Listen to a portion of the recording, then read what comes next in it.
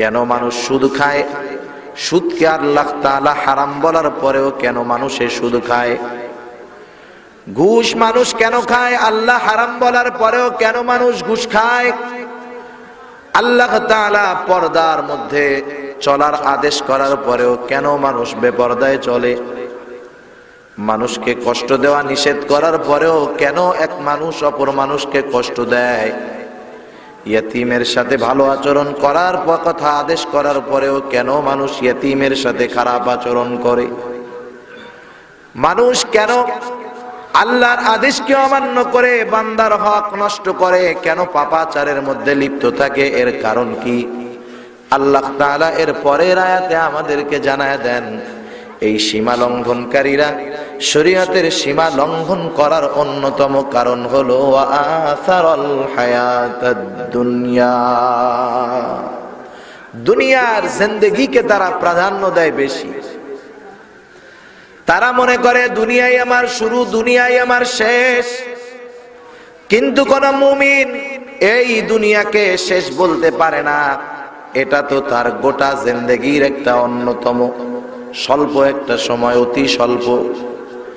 এই দুনিয়ায় তো সে মুসাফিরের মতো এসেছে, মুসাফির।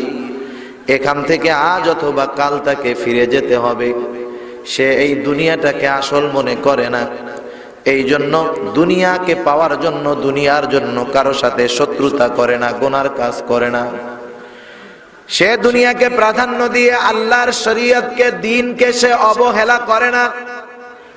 এই মানুষগুলা আল্লাহ প্রদত্ত দ্বীনের উপরে চলে, কিন্তু যেই মানুষগুলা দুনিয়াকেই আসল মনে করে, দুনিয়াকেই সবকিছু পাওয়ার হারানোর বস্তু মনে করে, এই মানুষগুলা দুনিয়ার মহব্বতে অন্যায় করে।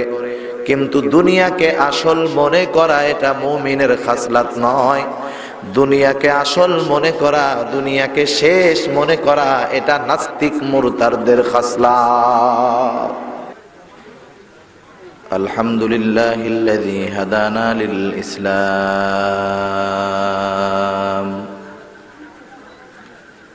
আল্লাযী নাযালাল কুরআন হুদাল লিন-নাসি ওয়া বায়িনাতিম মিনাল হুদা ওয়াল ফুরকান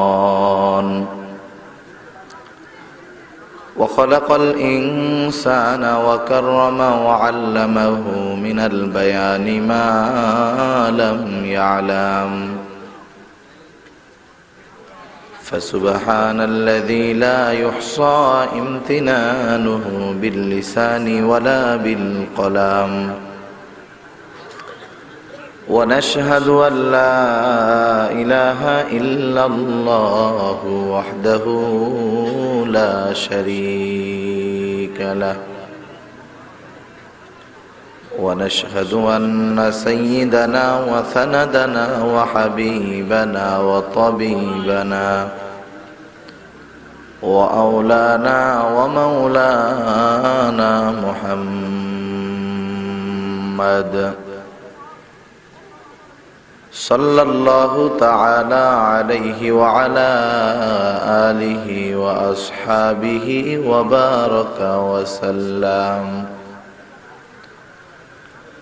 وبارك وسلم تسليما كثيرا كثيرا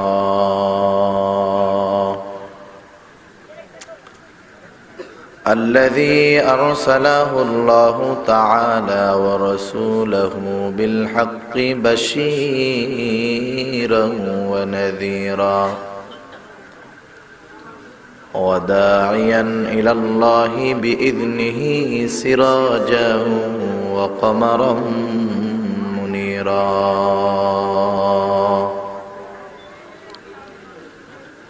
أما بعد فأعوذ بالله من الشيطان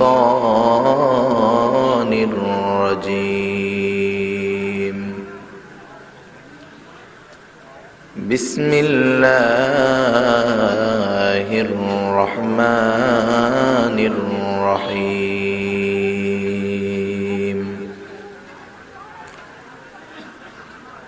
كل نفس ذائقة الموت وإنما توفون أجوركم يوم القيامة فمن زحزح عن النار وأدخل الجنة فقد فاز وما الحياة الدنيا إلا متاع الغرور. وقال رسول الله صلى الله عليه وسلم أكثروا ذكر هاذم اللذات أو كما قال النبي عليه الصلاة والسلام.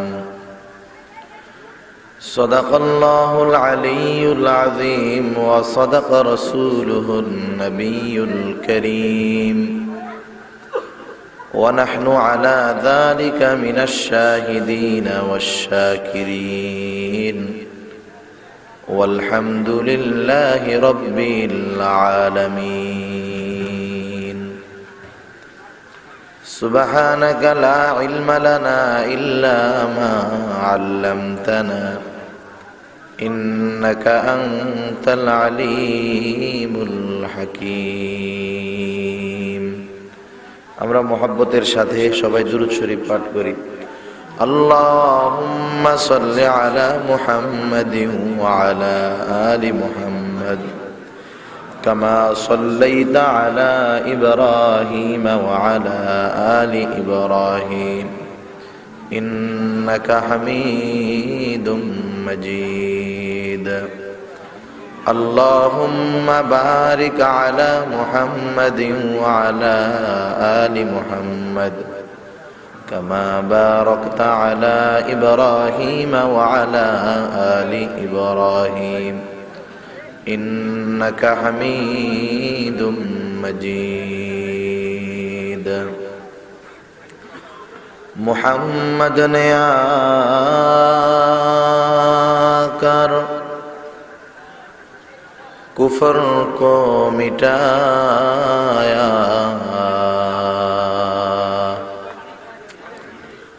कुफर को मिटाकर सदाकत को बताया। बलगल उला बिकमालिही कशफत दुजा बिजमालिही हसनत जमीउ खिसालिही सल्लु अलैहि व आलिहि। ला इलाहा इल्लल्लाह ला इलाहा इल्लल्लाह ला इलाहा इल्लल्लाह।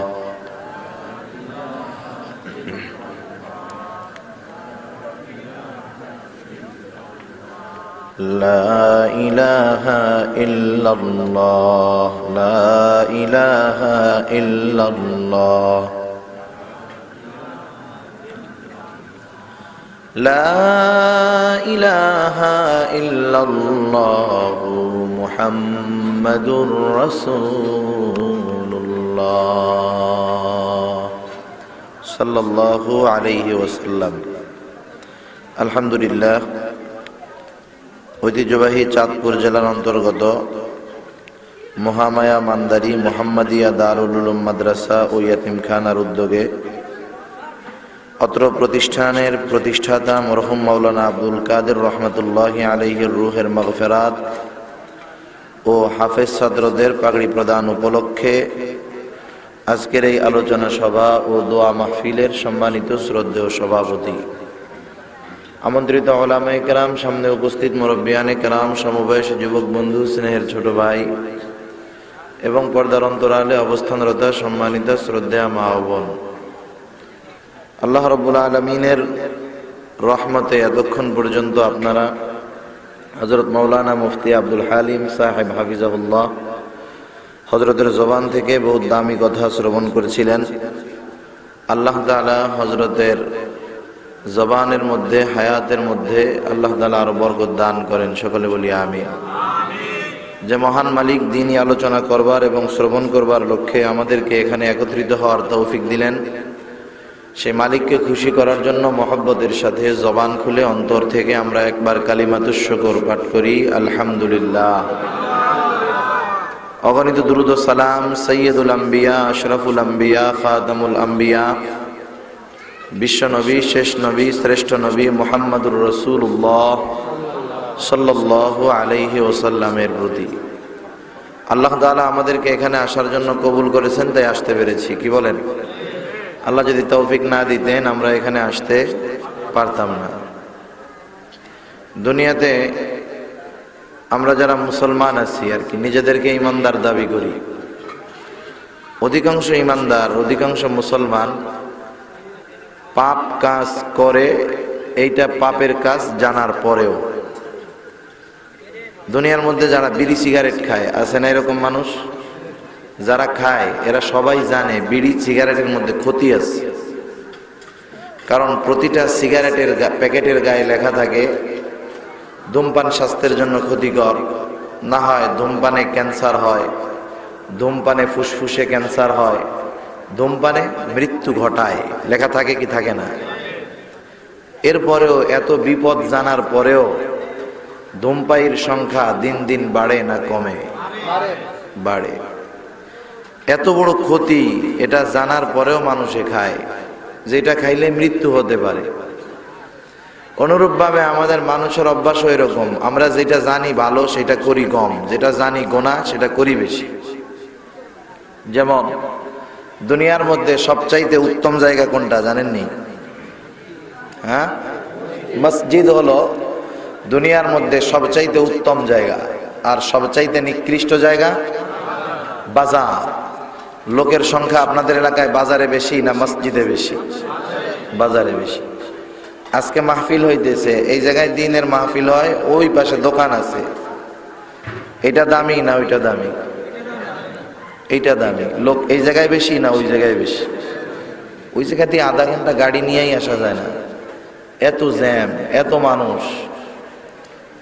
মানুষ জানে যে এই জায়গায় বসলে ফায়দা, এই জায়গায় বসলে সওয়াব, গুনাহ মাফ হয়।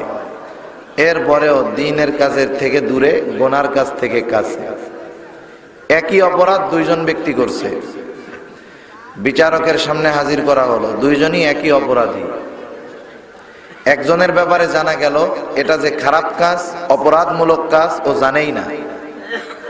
আরেকজন জানার পরে ওই কাজটা করছে। বলেন তো দুইজনের শাস্তি সমান? বিচারক প্রথমেই বলবে, বেটা ও তো জানে না, না জেনে করেছে, আর তুই যে জানার পরে করলি, তোর শাস্তি হবে কঠিন। সেজন্য যারা জেনে ভুল করে, গুনাহ করে, এদের শাস্তিটা স্বাভাবিক যে না জেনে করে তার চাইতে বেশি হবে, ঠিক কিনা বলেন? সেজন্য এটা হলো জান্নাতের বাগান। কারণ রাসূলুল্লাহ সাল্লাল্লাহু আলাইহি ওয়াসাল্লামের সাহাবী হযরত আলী রাদিয়াল্লাহু তাআলা আনহু বলেন, মাজালিসুল কোরআন, কোরআনের মজলিস হলো জান্নাতের বাগান। সুবহানাল্লাহ। এই মজলিসগুলো অনেক দামি, দুনিয়ার সবচাইতে দামি মজলিস এইগুলা। কারণ আপনি যদি সারা দুনিয়ার বড় বড় প্রেসিডেন্ট যেই মজলিসের মধ্যে আসে, ওই জায়গায় গিয়ে যদি আমরা বসি, গুনাহ হবে? সওয়াব হবে? গুনাহ হওয়ার আশঙ্কা আছে, কিন্তু সওয়াব হবে না, ঠিক কিনা বলেন? কিন্তু এই মজলিসটা এমন একটা দামি মজলিস, কেউ যদি আসে, বসে, আসার এবং বসার কারণেই আল্লাহ তাআলা তার সগীরা গুনাহগুলা মাফ করে দেয়। সুবহানাল্লাহ। এরকম সুবর্ণ সুযোগ কোনো চালাক মানুষ মিস করতে পারে না। এই দ্বীনি মজলিসগুলো আমাদের জন্য নেয়ামত।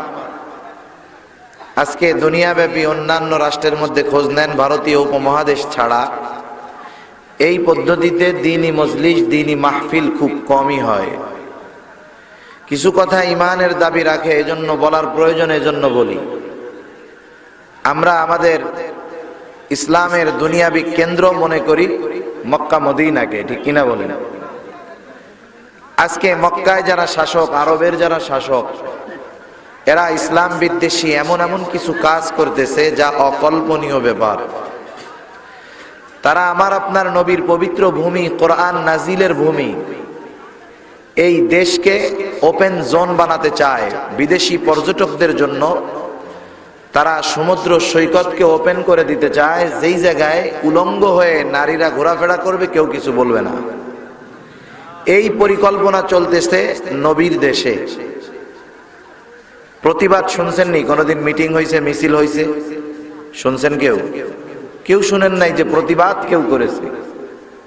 কিন্তু বাংলাদেশ উপমহাদেশ, ভারত, পাকিস্তান, বাংলাদেশ এমন একটা অঞ্চল যেখানে কেউ যদি ইসলামের বিরুদ্ধে কিছু বলার, কিছু করার চেষ্টা করে, তাওহীদি জনগণ চুপ করে থাকে না, জীবন বাজি রেখে ময়দানে নেমে যায়। ঠিক কিনা বলেন? মানুষের মধ্যে এই ফিলিংস, এই অনুভূতি কেন হয় যে আমার নবীকে যদি গালি দেয় ঘরে বসে থাকা যাবে না, কোরআনের বিরুদ্ধে কেউ যদি কিছু বলে বসে থাকা যাবে না?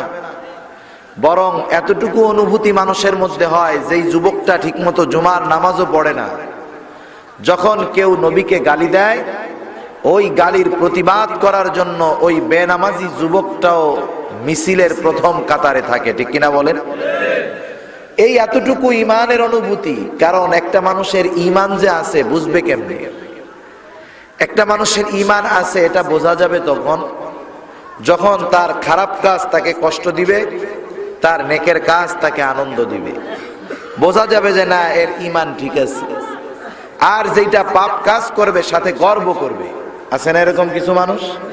গুনার কাজও করে, গর্বও করে, প্রাউড ফিল করে। বুঝতে হবে ওর ইমান সম্ভবত গেছে। সেজন্য এই যে তার ইমানের অনুভূতি, আল্লাহ এবং তার রাসূলের মুহাব্বত, হয়তো শয়তানের ধোঁকায় পড়ে গুনাহ করে, নামাজ পড়ে না, কিন্তু আল্লাহ রাসূলের মুহাব্বতে জীবন দিতে সে তৈয়ার হয়ে যায়। এই অনুভূতিটা কেন আছে? কেন আছে? বুজুর্গানে দিন যে কথা বলেন যে এই ভারতীয় উপমহাদেশে এই যে গতানুগতিক দ্বীনি আলোচনার একটা ব্যবস্থা, এটা আছে বিধায় আজও বাংলাদেশের মানুষ আমলে ত্রুটি থাকতে পারে, কিন্তু ইমানে কেউ টোকা দিলে ওরা বুঝতে পারে। এটা মাহফিলের অবদান। অনেক মানুষ বিরোধিতা করে যে দ্বীনি মাহফিলের কি দরকার? অনেক দরকার আছে। আপনাদের এলাকায় চুরি হয়? আগে তো চুরি আরো সব জায়গায় বেশি হইতো, কারণ সব জায়গায় মাটির ঘর ছিল। মাটির ঘর, মাটির ঘরে রাতের বেলায় শিং কেটে চুরি হইতো। শীতের দিন এই চুরিটা আরো বেশি হইতো, গ্রাম অঞ্চলে দেখছি আর কি।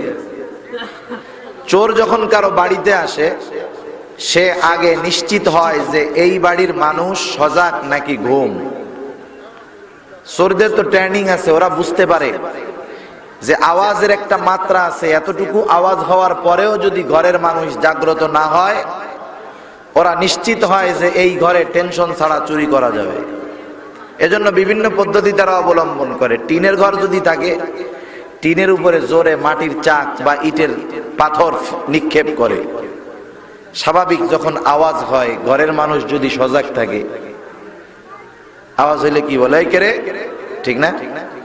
চোর তখন কি বুঝতে পারে? এই বাড়ির মানুষ সজাগ, চুরি করা যাবে, ভাগে, অন্য জায়গায় খুঁজে।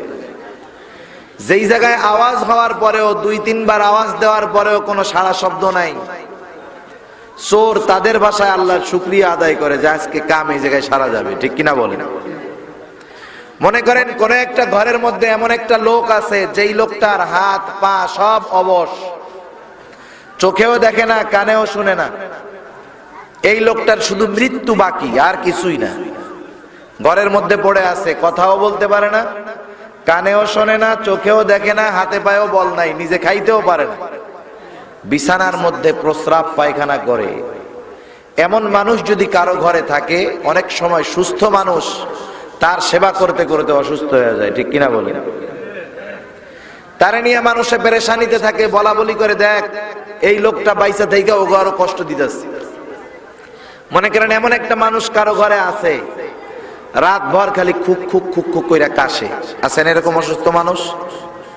আপনার কি মনে হয় এরকম একটা লোক যদি কারো ঘরে থাকে, ওই লোকটা যতদিন বেঁচে থাকবে, যার দেখে না, ধরতে পারে না, বলতে পারে না, অবশ, এই খুক খুক কাশি দেয়, এতটুকু রোগ নিয়েও যতদিন ওই লোকটা দুনিয়ায় থাকবে, ততদিন ওই লোকটার ঘরে বা ওই বাড়িতে সহজে চুরি হবে না। কারণ চোরের চিন্তা থাকবে ওই বাড়ি একটা রুগী আছে, ও খুক খুক কইরা কাশে, ওর কাশিতে হয়তো ঘরের লোক জাগ্রত থাকতে পারে, চুরি করতে গেলে ধরা খাইতে পারি, ঠিক কিনা বলেন?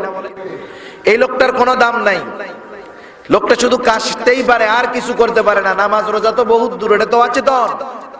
অথচ দেখেন এইরকম একজন ফোনে মরা, আধা মরা বললেও ভুল হবে, প্রায় মরা লোক, অসুস্থ মানুষ, সে একটা ঘরে থাকলে ওই ঘর চোরের আক্রমণ থেকে হেফাজত থাকতে পারে। আর দ্বীনি মাহফিলের, কোরআনের আলোচনা, দ্বীনের আওয়াজ যদি জারি থাকে, তাহলে আমাদের ঘরে ঈমান চোর ঢুকতে পারবে না। সেজন্য এই মাহফিলগুলোর বড় উপকার আছে। আল্লাহ তাআলা বুঝবার তৌফিক আমাদেরকে দান করুক, সবাই বলি আমিন। সম্মানিত উপস্থিতি, এ দুনিয়াটা হলো ক্ষণস্থায়ী।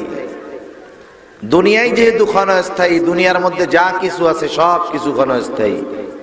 দুনিয়ার মানুষ, সম্পদ, টাকা পয়সা, ক্ষমতা, সব কিছু ক্ষণস্থায়ী।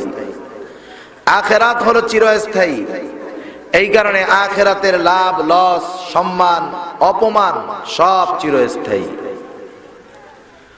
আমরা তো দুনিয়ার মধ্যে মনে করি যেই লোকটা দুনিয়াতে অল্প বুদ্ধি খাটিয়ে স্বল্প সময়ে অনেক টাকার মালিক হয়, আমরা তাকে মনে করি যে সে অনেক চালাক মানুষ, ঠিক না? মানুষ বলা বলি করে, দেখ অল্প দিন সরকারি চাকরি কইরা কাঁচা বাড়ি কেমনে পাঁচতলা বাড়ি বানায় ফেলছে। আবার ওই লোকটার মতোই একই চাকরি করে, লোকটার আল্লাহর ভয় আছে, ওই লোকটার কাঁচা বাড়ি কাঁচা থেকে পাকা হয় নাই। মানুষ ওরে বোকা বলে, দেখ যে দুইজন একই চাকরি করে, একজন কাঁচা বাড়ি থেকে পাঁচতলা বাড়ির মালিক, আর একজন কাঁচা বাড়ি আছে, ওর মতো বোকা আর কেউ নাই, ঠিক কিনা বলেন?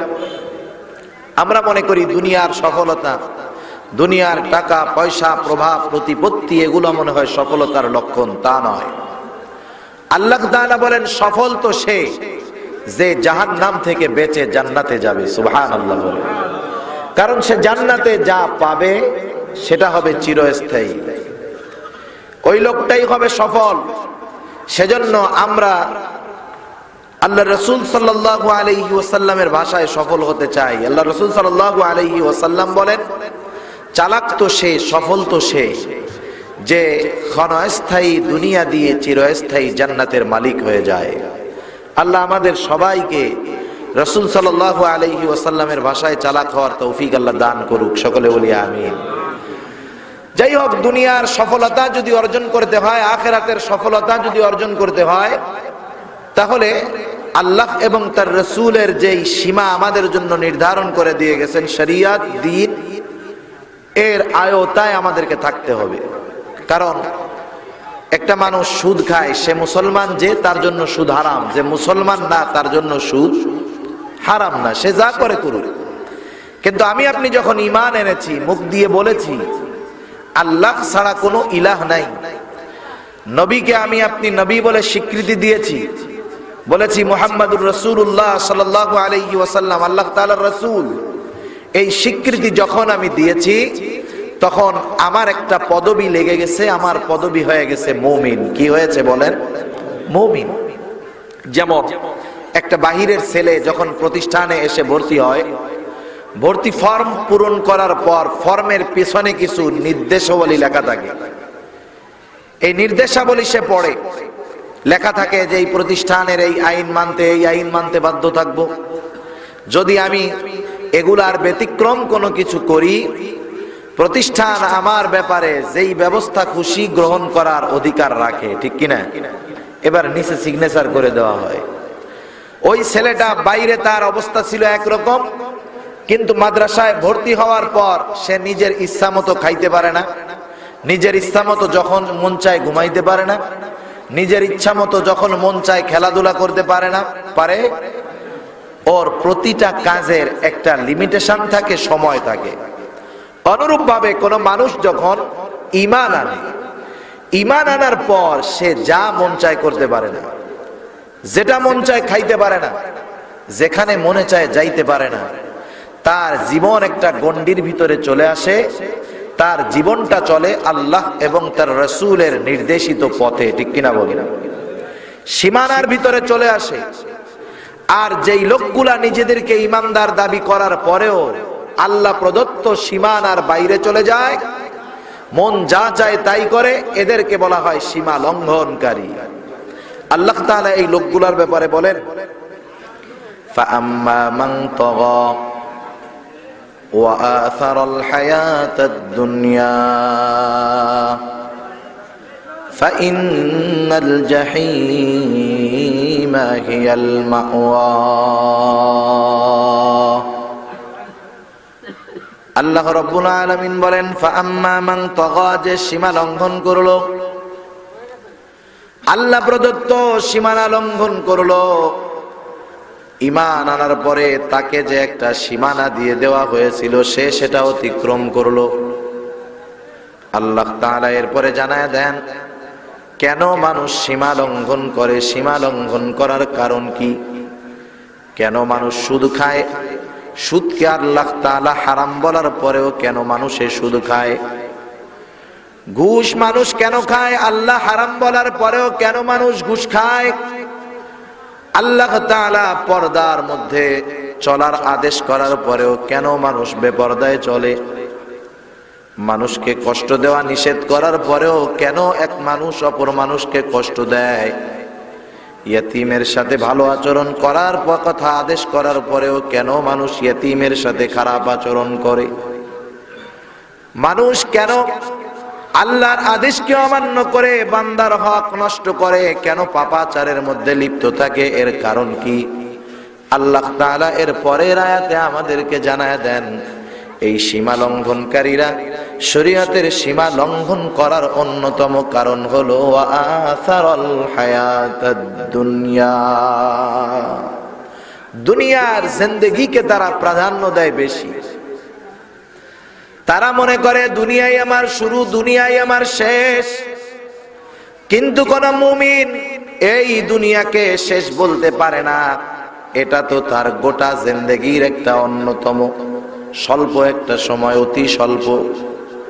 এই দুনিয়ায় তো সে মুসাফিরের মতো এসেছে, মুসাফির, এখান থেকে আজ অথবা কাল তাকে ফিরে যেতে হবে। সে এই দুনিয়াটাকে আসল মনে করে না, এই জন্য দুনিয়াকে পাওয়ার জন্য, দুনিয়ার জন্য কারো সাথে শত্রুতা করে না, গুনার কাজ করে না। সে দুনিয়াকে প্রাধান্য দিয়ে আল্লাহর শরীয়তকে, দ্বীনকে সে অবহেলা করে না।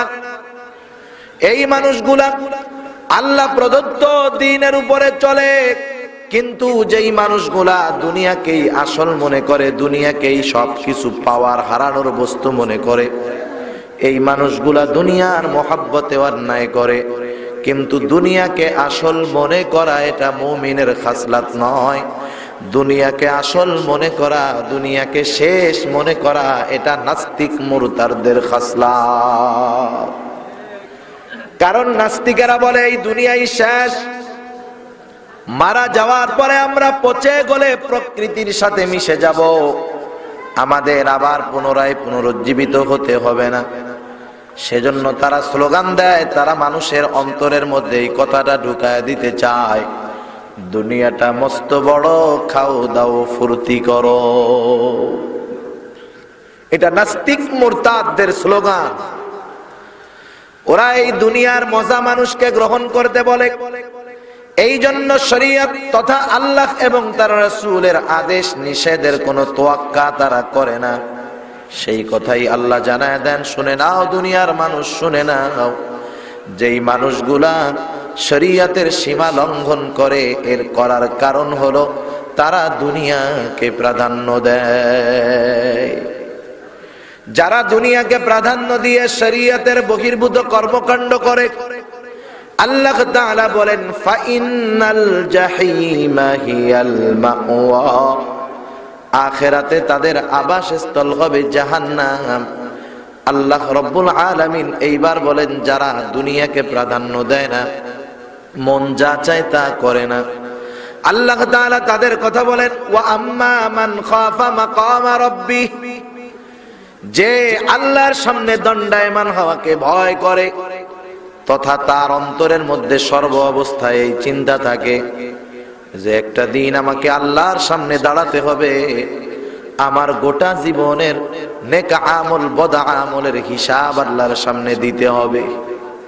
বলেন তো আমি বালেগ হওয়ার পর থেকে মৃত্যুর আগ পর্যন্ত যেই কাজ করব, যেই কথা বলবো, যা কিছু করব বলবো, সব কিছুর হিসাব আল্লাহ নিবেন কি নিবেন না?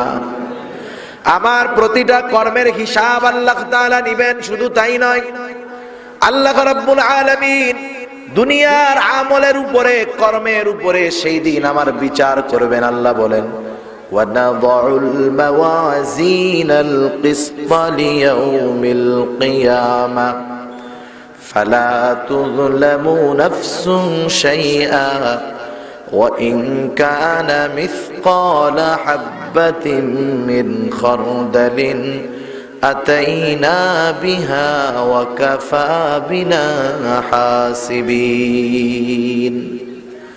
আল্লাহ রাব্বুল আলামিন বলেন, আমি কিয়ামতের দিন ইনসাফের আদালত কায়েম করব, যেই আদালত, যেই বিচারালয়ের মধ্যে কোনো বেইনসাফি হবে না।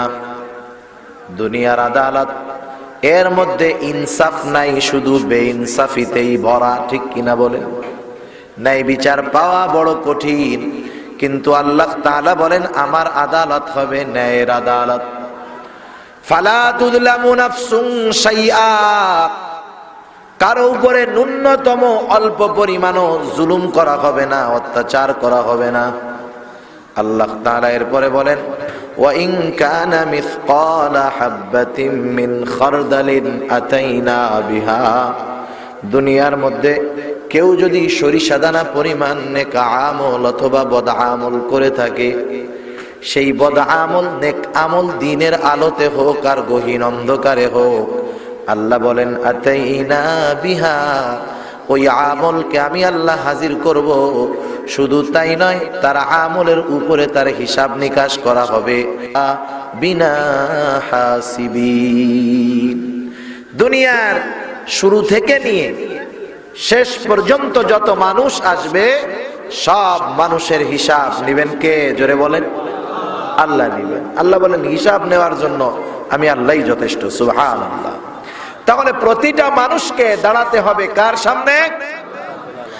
আল্লাহ তাআলা সেই কথাই বলেন, ওয়া আম্মা মান খাফা মাকামা রাব্বি, যার অন্তরের মধ্যে এই ভয় আছে আমার আল্লাহর সামনে আমাকে দাঁড়াতে হবে, এই লোকগুলা কি করে? আল্লাহ বলেন, ওয়া নাহান নাফসা আনিল হাওয়া, এই মানুষগুলার মনে যা চায় তারা তা করে না।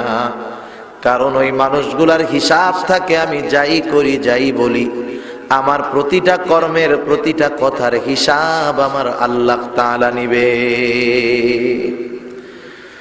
তাহলে নফসের প্রাধান্য যদি না দেওয়া হয়, তাহলে আল্লাহর সামনে দাঁড়ানোর ভয় যাদের মধ্যে থাকে, নফসকে প্রাধান্য না দেওয়ার কারণে তাদের এমন ক্ষমতা অর্জন হয়ে যায়, এমন যোগ্যতা অর্জন হয়ে যায়, মর্যাদা অর্জন হয়ে যায়।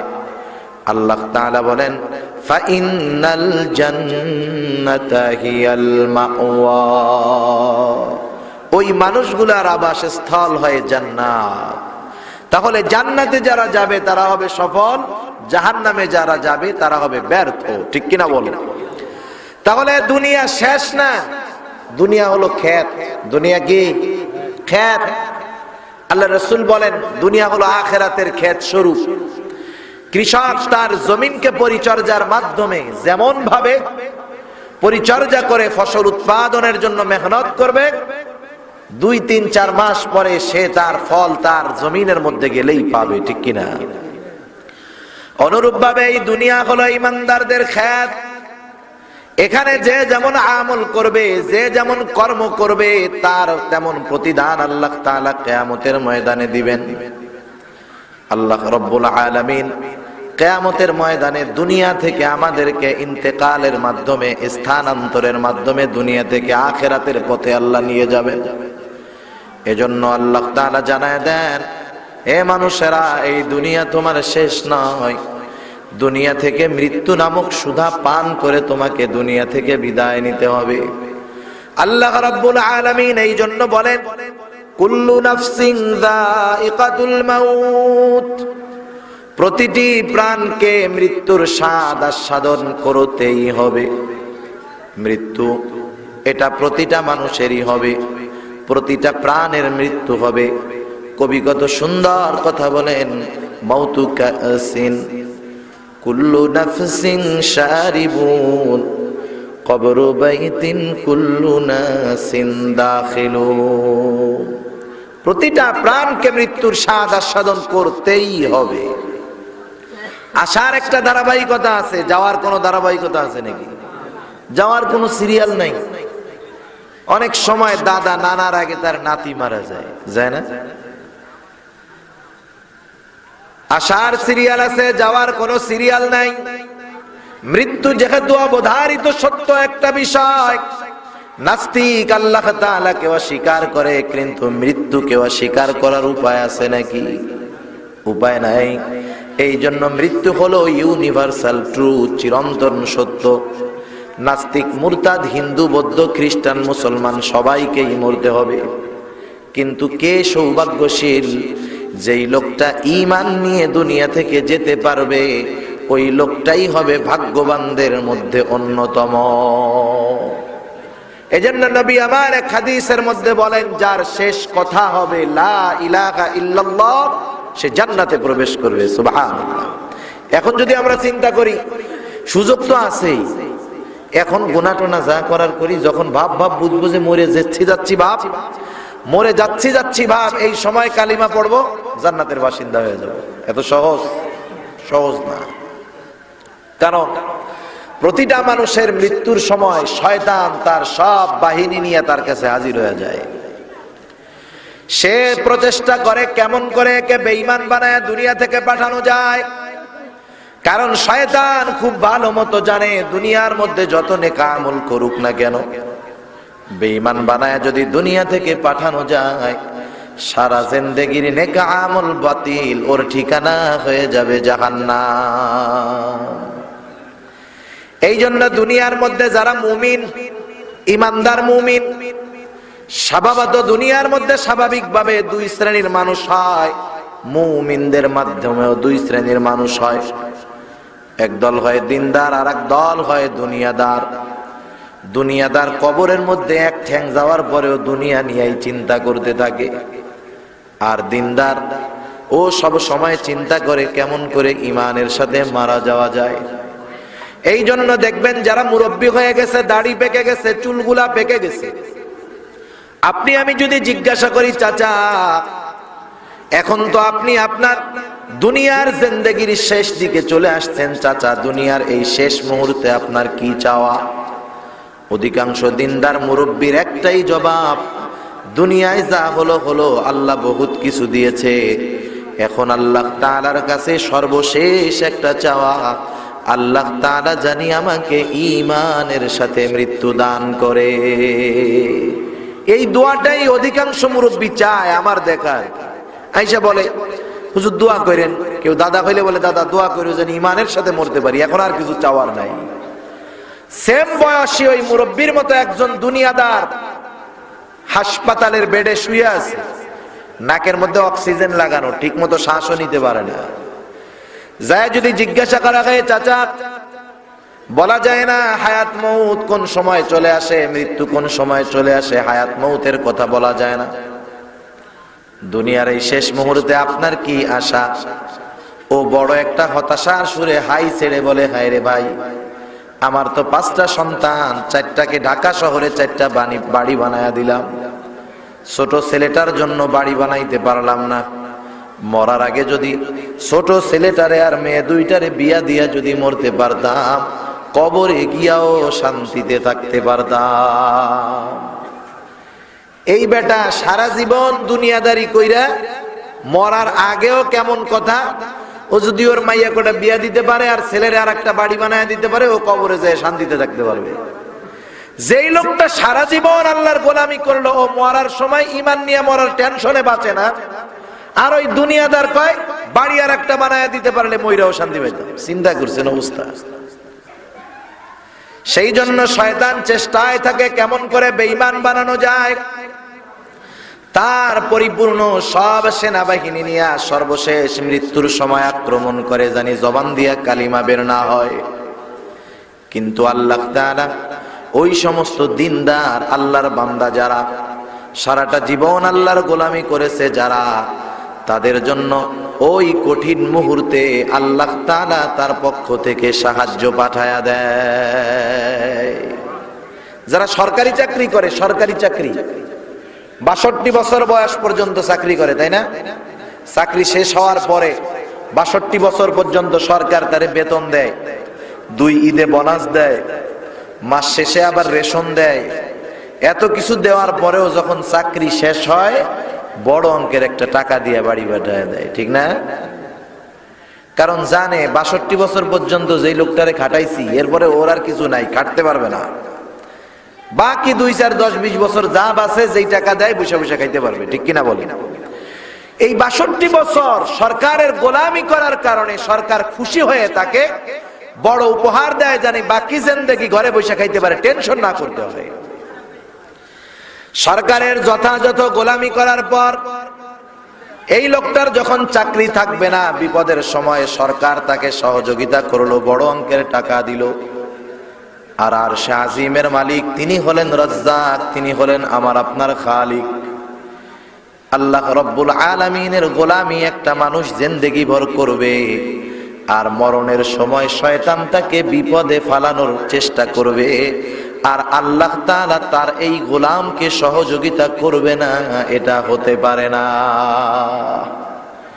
সেজন্য আল্লাহ তাআলা কোরআনুল কারীমের মধ্যে জানায় দেন, আল্লাহ বলেন ইন্নাল্লাযীনা ক্বালু রাব্বুনাল্লাহু সুম্মা ইসতাকামু তাতানাজ্জালু আলাইহিমুল মালায়েকা আল্লা তাখাফু ওয়া লা তাহজানু ওয়া আবশিরু বিল জান্নাতিল্লাতী কুনতুম তুআদুন। ওই লোকগুলা তো পেরেশানিতে থাকে, না জানি আমার মাউতটা ঈমানের সাথে হয় কি হয় না, এই পেরেশানিতে থাকে। অপরদিকে শয়তানের আক্রমণ। আল্লাহ তাআলা ওই লোকগুলাকে সান্ত্বনা দিয়ে জানায় দেন, ও আমার গোলাম, তুমি সারাটা জীবন আমার গোলামি করেছো, জীবনের এই অন্তিম মুহূর্তে আমি তোমাকে ছেড়ে যাব না, তুমি শুনে নাও। আল্লাহ তাআলা সেই কথা জানায় দেন। আল্লাহ বলেন ইন্নাল্লাযীনা ক্বালু রাব্বুনাল্লাহ, আল্লাহ বলেন নিশ্চয়ই যারা বলে আল্লাহ আমাদের রব। আমাদের রব কে? আরো জোরে বলেন আমাদের রব কে?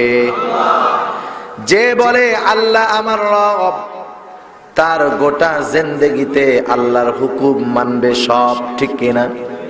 যে ব্যক্তি আল্লাহর হুকুম মানলো, আল্লাহর আদেশ মানলো, বোঝা গেল সে আল্লাহকে রব হিসাবে মানলো।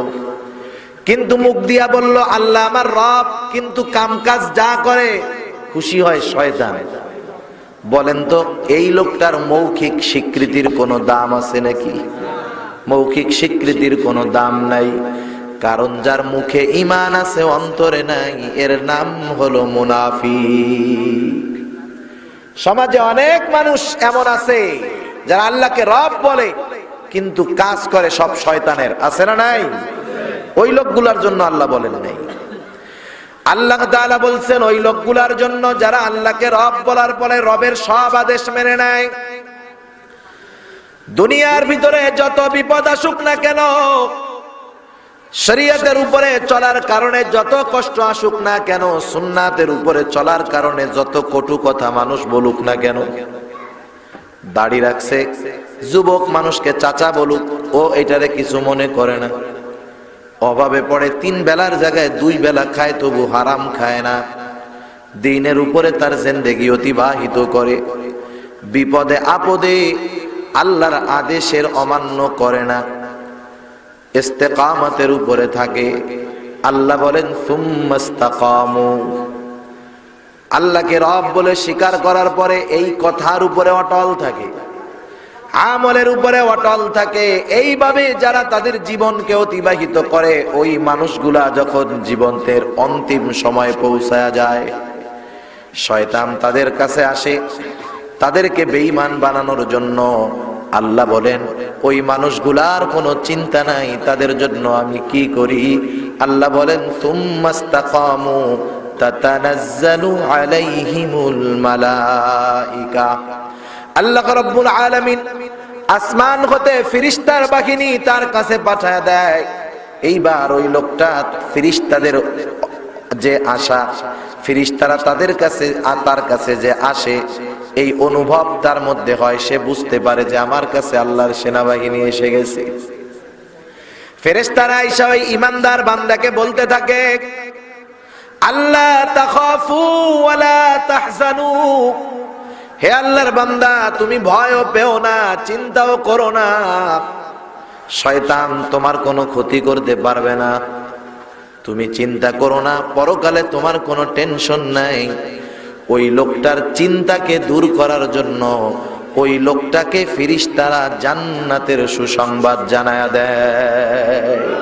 আল্লাহ বলেন ওয়া আবশিরু বিল জান্নাহ, তাকে জান্নাতের সুসংবাদ দেওয়া হয়। সুবহানাল্লাহ বলেন। জান্নাতের সুসংবাদ। একটা মানুষ সুসংবাদ বিভিন্ন পদ্ধতিতে পাইতে পারে, কথা বুঝতেছেন? বিভিন্ন পদ্ধতিতে সংবাদ সে পেতে পারে, বুঝতে পারে। যেমন অনেক দূরে যদি আমরা ধোঁয়ার কুণ্ডলি দেখি, আমরা কি বুঝি? যে ওই জায়গায় আগুন লাগছে, ঠিক কিনা বলেন? আবার অনেক সময় ঘ্রাণ পাওয়ার মাধ্যমে বুঝতে পারি যে কি রান্না হইতেছে। ভালো খাবারের সুসংবাদ আমাদেরকে ভালো ঘ্রাণ দিয়ে দেয়। আবার মৌখিক সংবাদের মাধ্যমে অনেক সময় আমরা সুসংবাদ পাই। একজন পরীক্ষায় ভালো রেজাল্ট করেছে, আর এক বন্ধু এসে বলে, বন্ধু তুমি A+ পেয়েছো। আবার অনেক সময় সামনাসামনি সরাসরি সুসংবাদ পাওয়া যায়। ঈমানের অবস্থার আলোকে যার যেমন অবস্থা, তার কাছে জান্নাতের সুসংবাদ ওই রকম আসে। কেউ বা জান্নাতের শীতল অনুভূতি লাভ করে, কেউ বা জান্নাতের ঘ্রাণ পায়, কেউ বা জান্নাতের কথা কানে শুনতে পায়, কেউ বা আল্লাহর বিশেষ বান্দা হয়তো দুনিয়ায় থাকতেই জান্নাতের দর্শন লাভ করে যায়। ওইটা এমন একটা অবস্থায় হয় যেখান থেকে তার আর ফিরে আসার সুযোগ থাকে না, সে পরকালের প্রতীক হয়ে যায়। বুজুর্গানে দিন বলেন, দুনিয়ায় তো অনেক মানুষ এমনও গেছে যেই মানুষগুলা দুনিয়ায় থাকতে জান্নাতের সুসংবাদ নিয়ে গেছে। সুবহানাল্লাহ। হযরত ওমর রাদিয়াল্লাহু তাআলা আনহুর সময় একটা যুবক ছিলেন, একটা যুবক, একজন বড় মুহাদ্দিস আছেন, ওনার নাম হলো আবু বকর ইবনে আবিদ দুনিয়া রাহমাতুল্লাহি আলাইহি। উনি একটা কিতাব লিখছেন, কিতাবের নাম হলো মান আশা বাদাল মাউত। উনি এই কিতাবের মধ্যে এই ঘটনাটা লিখছেন। হযরত ওমর রাদিয়াল্লাহু তাআলা আনহুর সময় হযরত ওমর রাদিয়াল্লাহু তাআলা আনহুর কাছে একজন যুবক থাকতেন। আসহাবে সুফফার মধ্যে এই যুবকটা থাকতো আর কি। ওর বাপ ছাড়া আর কেউ নাই, সবাই মারা গেছে। সারাদিন মসজিদে নববীতে থাকতো। রাতের বেলায় ও বাবার সাথে দেখা করতো, বাবার যা কিছু প্রয়োজনীয়তা হাজত পূরণ করাইয়া এরপরে আবার রাত্রে আইসাই মসজিদে নববীতে অবস্থান করতো আসহাবে সুফফার সাথে। প্রতিদিনের কাজ ছিল তার এইটা। কিন্তু সমস্যা হলো, এই যুবকটা যখন প্রতিদিন রাতের বেলায় বাড়ি যাইতো, একজন দুশ্চরিত্রা নারী এই যুবকটাকে ডিস্টার্ব করত। যুবক প্রতিদিন আল্লাহর ভয়ে এই যুবতীর প্রস্তাবকে ফিরাইয়া দিয়া বাড়ি চলে যেত। ঘটনাক্রমে একদিন যুবক শয়তানের ধোঁকায় পড়ে গেল। রমণীর সাথে সে রমণীর ঘরের মধ্যে ঢুকে গেল। অনেকদিন প্রচেষ্টার পরে রমণী তার প্রিয় মানুষটাকে কাছে পেয়েছে। গোলামকে ডেকে বলে, ও গোলাম, বাজারে যাও, বাজারে যাও, বাজারে গিয়া ভালো ভালো খাবার নিয়ে আসো, সুগন্ধি নিয়ে আসো। আজকে আমি আমার মোহাব্বতের মানুষটাকে কাছে পেয়ে গেছি, যাও। গোলাম চলে গেল বাজারে। যুবক ডেকে নিয়ে রমণী অন্দর মহলের দিকে রওনা হয়ে যায়। যখন একেবারে অন্দর মহলের মধ্যে চলে গেছে, ওখানে কেউ নাই, কথা শোনার মতো কেউ নাই, দেখার মতো কেউ নাই, বাধা দেওয়ার মতো কেউ নাই। কেউ দেখে না, কেউ শোনে না, কেউ জানবেও না। যুবতী এইবার যুবকটাকে নিজের কাছে আহ্বান করতেছে।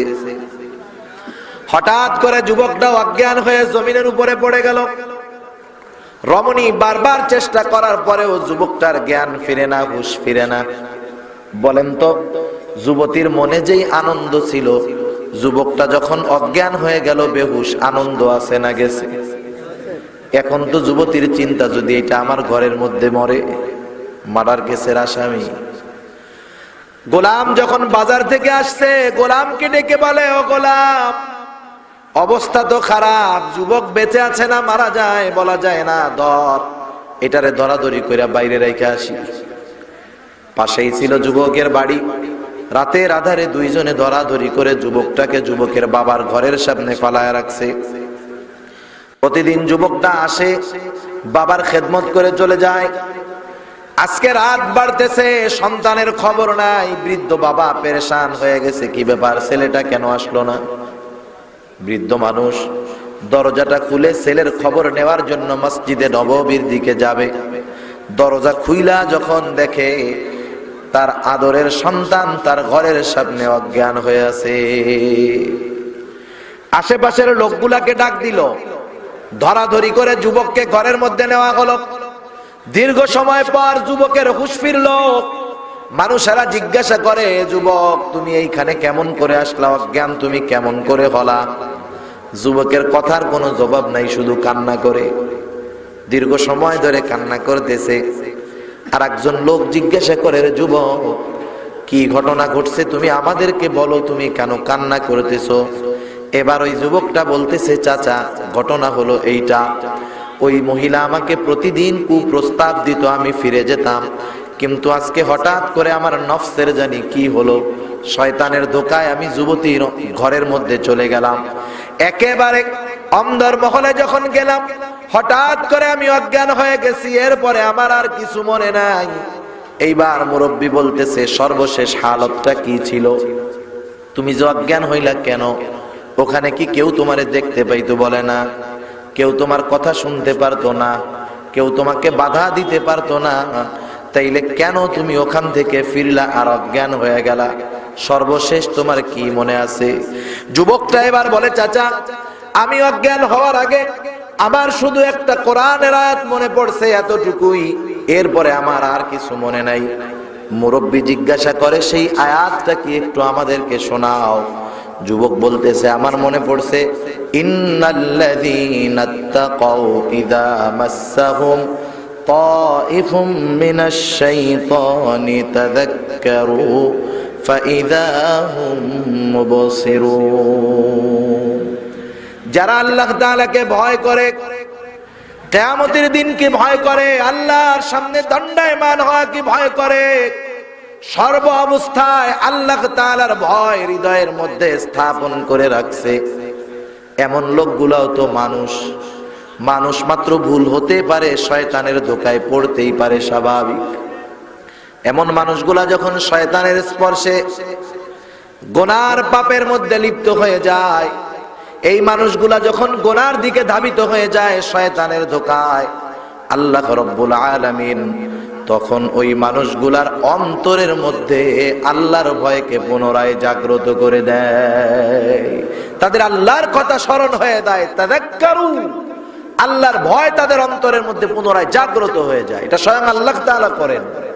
এজন্য নেককার মুত্তাকি পরহেজগার বান্দা যদি শয়তানের ধোকায় পড়েও গুনার দিকে যায়, আল্লাহ তাআলা ওই তাকওয়া অন্তরে থাকার কারণে ওই লোকটার অন্তরে পুনরায় আল্লাহর স্মরণকে জাগ্রত করায় দেয়। ও চিন্তা করে, হায় আমার আল্লাহ দেখতেছে,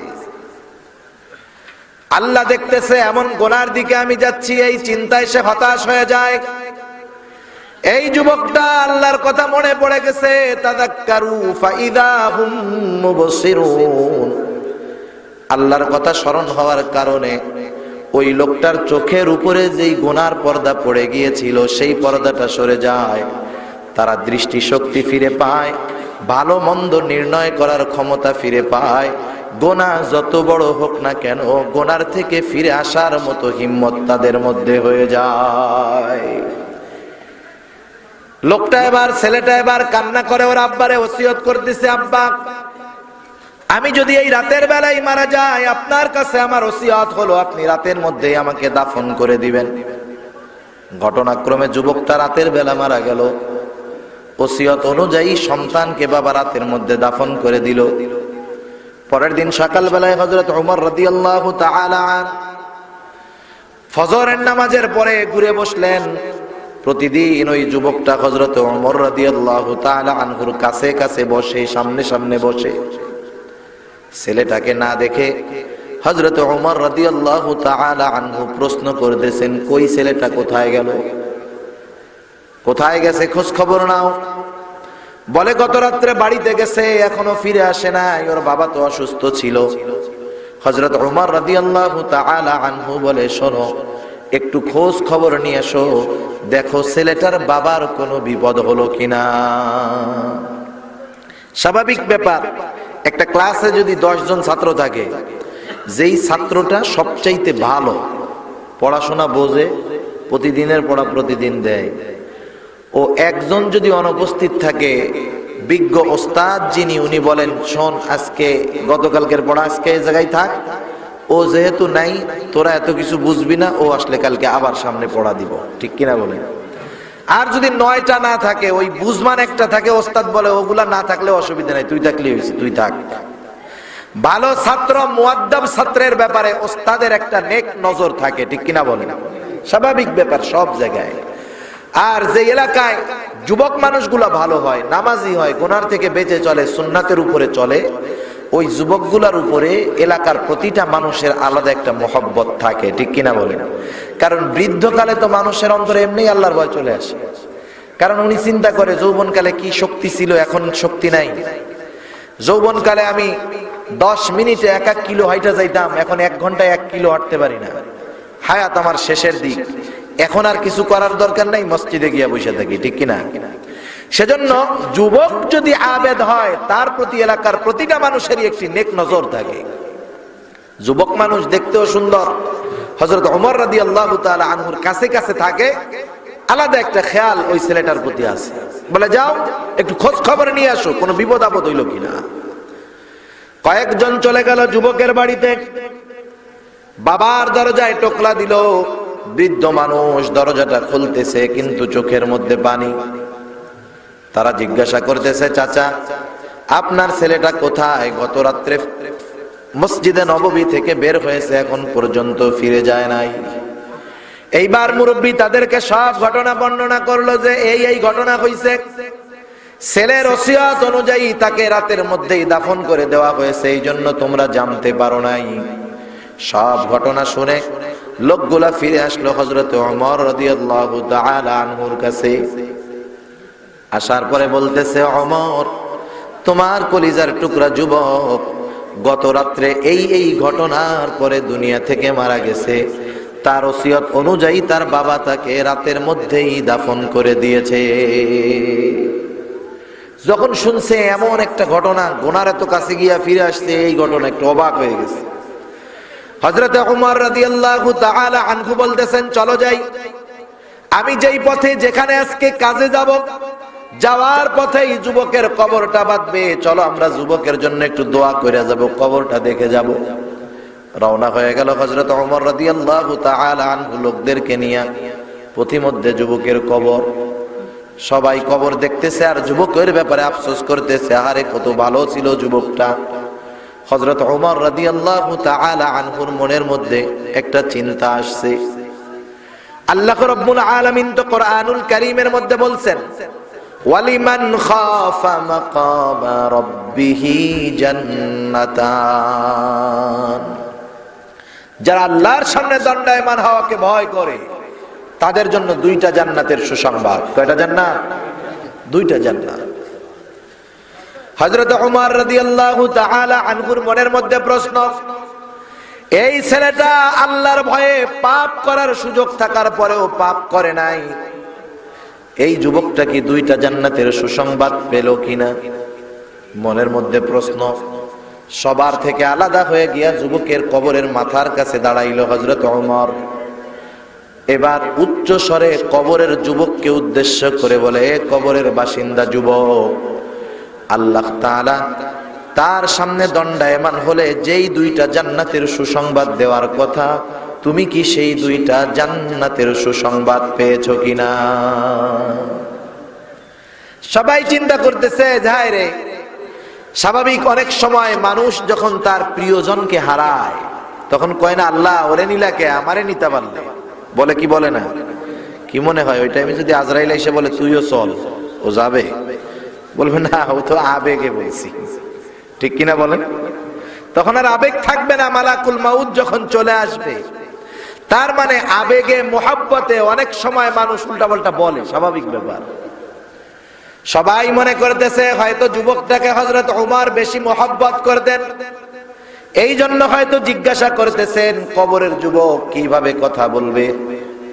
আবার মানুষেরা চিন্তা করে না না, এত সাধারণ ওমর নয়, যেই ওমর মসজিদের মেম্বারে দাঁড়িয়ে 1000 মাইল দূরে থাকা সেনাপতিকে দিক নির্দেশনা দেয়, যার গলার আওয়াজ মসজিদে নববীর মিনার থেকে, মেম্বার থেকে 1000 মাইল দূর থেকে যেই ওমরের গলার আওয়াজ শোনা যায়, এই তো সেই ওমর যার চিঠি পেয়ে শুকিয়ে যাওয়া নীলনদ পুনরায় প্রবাহিত শুরু হয়।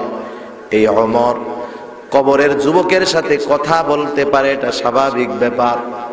সকলে চুপ, নিস্তব্ধ নীরবতা, কোনো আওয়াজ নাই। এইবার সকলের কানের মধ্যে একটা আওয়াজ আসলো, কেমন জানি কবরের মধ্য থেকে যুবকটা বলতেছে, ওমর, আমার আল্লাহ আমাকে ওই 2টা জান্নাতের মালিকানাও আমাকে দিয়ে দিয়েছে। অস্বাভাবিক কোনো কিছু নাই, দুনিয়া থেকে মানুষ জান্নাতের সুসংবাদ পেতে পারে, অস্বাভাবিক নয়। কারণ এই ওয়াদা কোরআনুল কারীমের মধ্যে দিয়েছেন কে? আওয়াজ দিয়ে বলেন।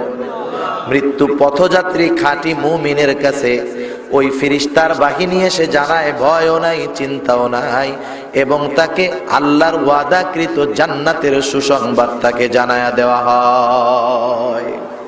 বলে আল্লাতী কুনতুম তুআদুন, যেই জান্নাতের ওয়াদা আল্লাহ করেছে, তুমি তোমার ব্যাপারে সেই জান্নাতের সুসংবাদ গ্রহণ করো। সুবহানাল্লাহ।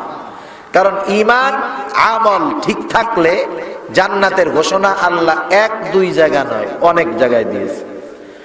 যেমন আল্লাহ তাআলা বলেন, ওয়াল্লাযীনা আমানু ওয়া আমিলুস সালিহাতি লাহুম জান্নাতুন তাজরি মিন তাহতিহাল আনহার। আমল করেছে তারা নহর প্রবাহিত জান্নাত পাবে।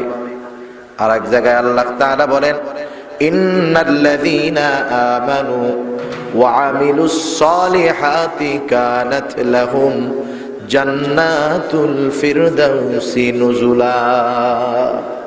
নিশ্চয়ই যারা ঈমান এনেছে, অনেক আমল করেছে, তাদের জন্য রয়েছে জান্নাতুল ফিরদাউসের মেহমানদারি। তার মানে ঈমানদার এবং নেক আমল করেনেওয়ালা এই দুইটাই যার মধ্যে থাকবে, সে জান্নাতের সুসংবাদ পাবে। আল্লাহ এই ওয়াদা দিয়েছেন। ফেরেশতা এসে সেই সুসংবাদই দেয়, বলে ওয়া আবশিরু বিল জান্নাহ, ওই মুমিনকে জান্নাতের সুসংবাদ দেওয়া হয়। কোন জান্নাত? আল্লাতী কুনতুম তুআদুন, যেই জান্নাতের প্রতিশ্রুতি, যেই জান্নাতের ওয়াদা আল্লাহ তাআলা দিয়েছে। প্রতিটা মানুষের মৃত্যুর সময় কষ্ট হয়, মৃত্যুর কষ্ট আমার আপনার নবীরও হয়েছে। আয়েশা সিদ্দিকা রাদিয়াল্লাহু তাআলা আনহা থেকে অনেক লম্বা হাদিস, তিনি বলেন, আমার কোলের মধ্যে আল্লাহর নবী দুনিয়া থেকে বিদায় নিয়েছেন, আমি দেখেছি কেমন কষ্ট হয় মৃত্যুর যন্ত্রণা। সেই থেকে কারো ব্যাপারে যদি আমাকে বলা হয় অমকের মৃত্যুর সময় কোনো কষ্ট হয় নাই, এটাকে আমি বড় কোনো ক্রেডিট মনে করি না। মৃত্যুর সময় কষ্ট হয় নাই এটা বড় কোনো বিষয় মনে করি না, কারণ আমার কোলের মধ্যে আল্লাহর নবীর রূহ গিয়েছে, আমি দেখেছি আল্লাহর নবীর কেমন কষ্ট হয়েছে। মৃত্যুর যন্ত্রণা সবারই হয়, অনেক মানুষ টের পায় না। এর কারণ কি? উলামায়ে কেরাম সুন্দর একটা ব্যাখ্যা দেন। কারণ একটা মানুষ যদি কষ্টের চাইতে তার অতি প্রিয় জিনিসটা যখন পায়, একটা জিনিসের কষ্ট আছে কিন্তু ওই মুহূর্তে ওর কষ্টের চাইতে বেশি প্রিয় কোনো জিনিস যদি পায়, মুহূর্তের মধ্যে ওই কষ্টটা সে ভুলে যায়। যেমন এক বাবা অ্যাক্সিডেন্ট করছে, হাসপাতালের বেডে কাতরাইতেছে ব্যথার যন্ত্রণায়। এই মুহূর্তে এসে নার্স বলল, স্যার আপনার সন্তান আসছে, ছোট বাচ্চা, 4 বছর বয়স। লোকটা ব্যথার যন্ত্রণায় কাতরায়।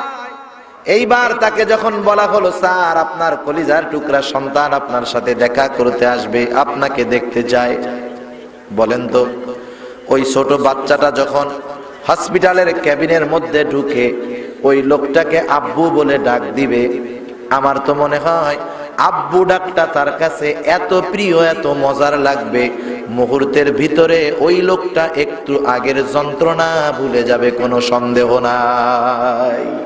তখন আর ব্যথা থাকবে না, চোখে পানি থাকবে না, সন্তানকে জিজ্ঞাসা করবে, আব্বু কেমন আছো? ব্যথা শেষ।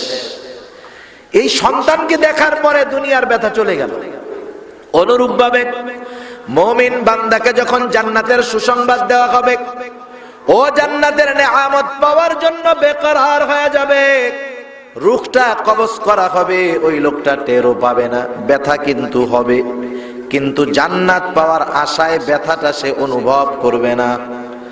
এই জন্য রাসূলুল্লাহ সাল্লাল্লাহু আলাইহি ওয়াসাল্লামে হাদিসের মধ্যে জানায় দেন কার রূহ কিভাবে কবজ করা হবে।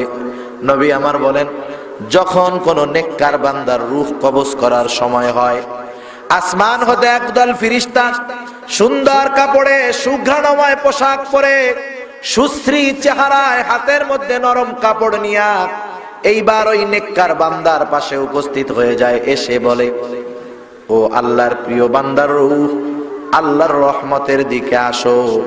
এই কথাটা বলার সাথে সাথে নেককার বান্দার রূহটা ঘামের সাথে বের হয়ে যায়, ওই সুঘ্রাণময় কাপড়ের মধ্যে চলে যায়। কেমন জানি জগ থেকে গ্লাসে যেমন আদরে যত্নের সাথে পানি ঢালা হয়, অনুরূপ ভাবে মুমিন বান্দার রূহটা ওই রকম আসানের সাথে মালাকুল মউতের হাতে চলে যায়। আর যেটা বদকার ওর রূহ কবজ করার জন্য কুশ্রী চেহারার একদল ফেরেশতা নোংরা দুর্গন্ধময় কাপড়ে খসখসে শক্ত একটা কাপড় হাতে নিয়ে ওই বদকারের কাছে আসে। বদকারের তো কষ্ট হবেই, এমনিই তো শয়তান দিচ্ছে ওরে এক চাপ, জান্নাতেরও সুসংবাদ নাই, ফেরেশতারাও আছে বিভৎস চেহারায়, দেখার সাথে সাথে অবস্থা খারাপ, চোখ উল্টে যাওয়ার মতো ভাব। ওরা এসে ধমকের সুরে বলে, এই পাপিষ্ঠ ব্যক্তির রূহ আল্লাহর গজবের দিকে ধাবিত হক। এই কথার সাথে সাথে রূহটা সারা দেহর মধ্যে দৌড়াদৌড়ি শুরু করে, ছোটাছুটি শুরু করে, জিহ্বা বের হয়ে যায়, চোখগুলা উল্টে যায়, চেহারাটা বিভৎস হয়ে যায়, বের হতে চায় না। ওই ফেরেশতাগুলা ওই লোকটার দেহ থেকে জোর করে তার রূহটাকে ছিনায় নেয়। আল্লাহর নবী বলেন, গোশত শিকের মধ্যে যখন ভরা হয়, ওই গোশত শিক থেকে যেমন টান দিয়া বের করা হয় জোর করে, ওই রকম জোর করে তার থেকে শিক বের করা হয়, রূহটা বের করা হয়। আর এক বর্ণনার মধ্যে আসছে, একটা জীবন্ত ছাগলকে যদি তার চামড়া ছিলে ফেলা হয়, ওই ছাগলটার যেমন কষ্ট হয়, ওই রকম একজন পাপী ব্যক্তির রূহ কবজ করার সময় তার চাইতে বেশি কষ্ট হয়। এবার রূহ নিয়ে চলে যাওয়া হয়, ফেরেশতারা নিয়ে আসমানের দিকে যায়। প্রতিটা আসমানের দরজা আছে, প্রতিটা আসমানের দরজা আছে। আল্লাহর নবী বলেন, প্রতিটা মানুষের জন্য দুইটা করে দরজা আছে আসমানে, আমারও আছে, আপনারও আছে। প্রতিটা মানুষের দুইটা করে দরজা আছে। একটা দরজা দিয়া আমরা দুনিয়ার মধ্যে যেই আমল করি সেই আমল আল্লাহর কাছে পেশ করা হয়, আর একটা দরজা দিয়া দুনিয়ার মধ্যে কি রিজিক আমার জন্য আসবে ওইটার মধ্য দিয়া দুনিয়ার মধ্যে রিজিক আসে।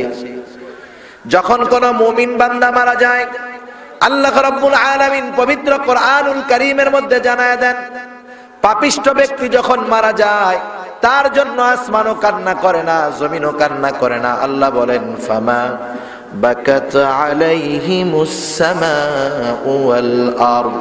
এই আয়াতের তাফসীরে হযরত আনাস রাদিয়াল্লাহু তাআলা আনহু হতে বর্ণিত, নবী আমার বলেন, মুমিন বান্দার জন্য আসমানও কান্না করে, জমিনও কান্না করে।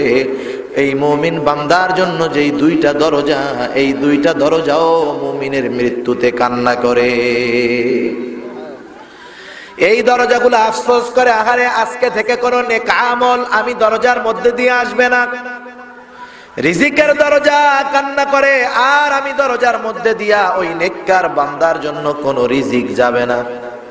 শুধু তাই নয়, জমিন কান্না করে, যেই জায়গা দিয়া মুমিন চলতো হাঁটতো ওই জমিন আল্লাহর কাছে কান্না করে আর বলে, আহারে আজকে থেকে ওই মুমিন আর আমি জমিনের উপর দিয়ে চলবে না। আসমানের ফেরেশতারা জিজ্ঞাসা করে, কার রূহ? বলে অমুকের ছিল। অমুক বলে, হ্যাঁ দুনিয়ায় ভালো ছিল। আল্লাহর কাছে নিয়ে যাওয়া হয়, আল্লাহ বলে, যাও আমার এই বান্দার রূহকে জান্নাতীদের তালিকায় অন্তর্ভুক্ত করে দাও। সুবহানাল্লাহ।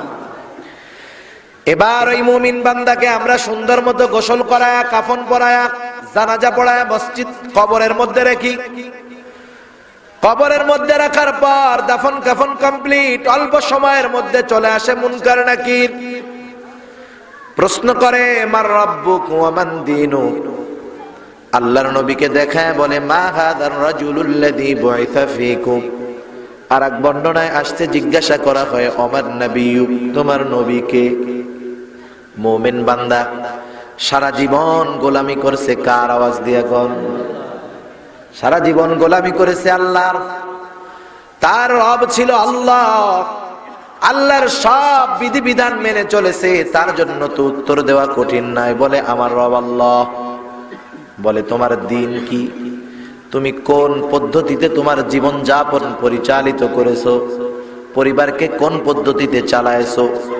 ইসলামের উপরে জীবন চালিয়েছে, হারাম হালাল বেঁচে চলেছে, হালাল খেয়েছে, কাউকে কষ্ট দেয় নাই, সুদ খায় নাই, ঘুষ খায় নাই, নিজে পর্দায় চলেছে, পরিবারকে পর্দায় রেখেছে, শরীয়তের উপরে জীবন যাপন করেছে, ইসলামের আদেশ নিষেধ মেনে চলেছে। লোকটার জন্য জবাব দেওয়া কঠিন হবে না। বলবে আমার দিন হলো ইসলাম।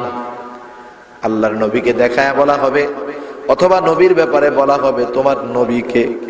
লোকটা সারা জীবন তো সুন্নাতওয়ালা ছিল, সুন্নাতওয়ালাদের সাথে সম্পর্ক ছিল। বলতে কষ্ট হবে না যে হাদা নবিয়ুনা মুহাম্মাদুর রাসূলুল্লাহ, অথবা বলবে আমার নবী হলো মুহাম্মাদুর রাসূলুল্লাহ সাল্লাল্লাহু আলাইহি ওয়াসাল্লাম। তিনটা প্রশ্নের সঠিক জবাব আল্লাহ তাআলার পক্ষ থেকে ঘোষণা আসবে, সাদাকা আবদি, সাদাকা আবদি, ফাফরিশু মিনাল জান্নাহ ওয়ালবিসু মিনাল জান্নাহ ওয়াফতাহু লাহু বাবান ইলাল জান্নাহ। আমার এই বান্দা সত্য বলেছে, সত্য বলেছে।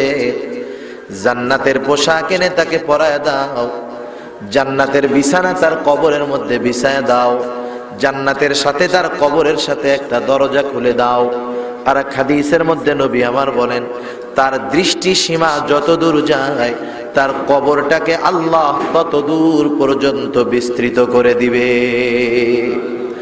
আর এক হাদিসের মধ্যে আসছে নবী আমার বলেন, ওই লোকটা তো কবরের মধ্যে একা থাকবে, লম্বা সফর, সফরের সময় যদি সাথে বিশ্বস্ত একজন বন্ধু থাকে, সফরটাতে কষ্ট কম হয় না বেশি হয়? সফর কম হয়। হঠাৎ সে দেখতে পারবে একটা সুদর্শন যুবক তার দিকে আসতেছে। লোকটা জিজ্ঞাসা করবে, ভাই তুমি কে, কি তোমার পরিচয়? ওইবার ওই লোকটা সুদর্শন যুবক বলবে, তুমি কি আমাকে চিনতে পারো নাই? আমি তো তোমার খুব কাছের মানুষ। বলে না, আমি তো চিনি না। বলে শোনো, আমি হলাম তোমার দুনিয়ার নেক আমল, তোমার নেক আমল গুলাকে আল্লাহ সূরাত দিয়া তোমার কাছে পাঠায় দিয়েছে। তোমার ভয় নাই, তুমি এখানে একা নয়, আমি তোমার সাথে আছি। তুমি চিন্তা করো না, আমি তোমাকে জান্নাত পর্যন্ত না পৌঁছায়া তোমার থেকে আলাদা হব না। আর এক হাদিসের মধ্যে আসছে নবী আমার বলেন, ফেরেশতাদের প্রশ্নের জবাব যখন সঠিকভাবে কোনো ব্যক্তি দিয়ে দিবে, ফেরেশতারা বলবে নুম কানাউমিল আরুস, তুমি ঘুমাতে থাকো যেমন করে নতুন দুলা ঘুমায়। প্রশ্ন হতে পারে, একজনের ক্ষেত্রে কি সবগুলা হবে নাকি? হতে পারে, এক একজনের ক্ষেত্রে এক এক রকম হবে। সবগুলাই তো ভালো, ঠিক কিনা বলেন? যদি দুলার মতো ঘুমানো যায় তাও ভালো। একজন নেককার বন্ধু যদি আমার কবরের সফরের সঙ্গী হয় তাও ভালো।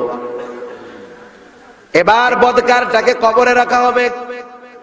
আমরাও তো ওই বদকার, ওর জানাজা পড়বো, কাফন দিব, ওর জন্য দোয়া করে ওরে কবরে রাখবো। ওই বদকারের কাছেও আসবে মুনকার নাকির, নীল চক্ষু বিশিষ্ট মুনকার নাকির। হাদিসের মধ্যে আসছে, আয়েশা প্রশ্ন করবে মার রব্বুক। সারা জিন্দেগি দুনিয়ার মধ্যে রবের বিরোধিতা করছে, রবের আইন ভালো লাগে নাই, কোরআনের আইন ভালো লাগে নাই, মধ্যযুগীয় আইন মনে হইছে, কোরআনের কথা শুনতে ভালো লাগে নাই, কোরআন শুনতে দেয় নাই, কোরআন শুনতে বাধা দিয়েছে, আল্লাহর আদেশ তো মান্য করে নাই, অন্য কেউ মান্য করতে বাধা দিয়েছে।